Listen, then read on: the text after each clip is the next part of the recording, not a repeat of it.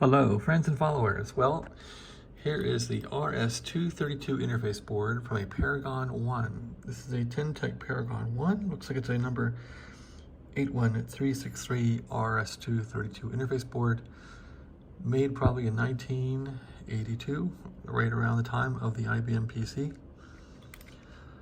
So anyway, I'm not getting any response from the Tec Paragon over here on RS232.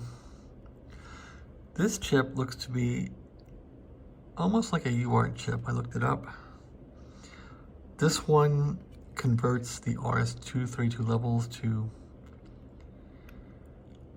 5 volts, 0 and 1. 0 being off, 1 being 5 volts. Anyway, I looked this chip up and it has a charge pump in it to get, I think, the minus 15 volts or whatever for RS232. So I replaced all the 10 UF capacitors here with new ones.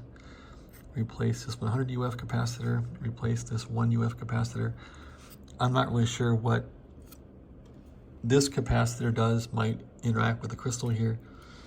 I'm not really sure. This one looks like it's a power conditioning capacitor. These are the charge pumps. Anyway, I'm not sure why this thing doesn't work yet. I haven't even tried a scope on it yet, and I thought, since I've had problems with capacitors in these old Tec Paragons anyway, in the display circuit, I thought I would replace those little capacitors and see how it goes. So I'm gonna plug this back in the radio and see if I get anything out of it. Of course, I'm gonna cut off the leads. I also resoldered this back plane here with some good solder to make it nice. It looked kind of corroded, so slowly but surely, maybe this board will work. The radio does have the correct firmware in it, so it has to have a certain firmware level for the RS232 to work, and looks like this one here is the correct firmware, if I can find it in the camera here.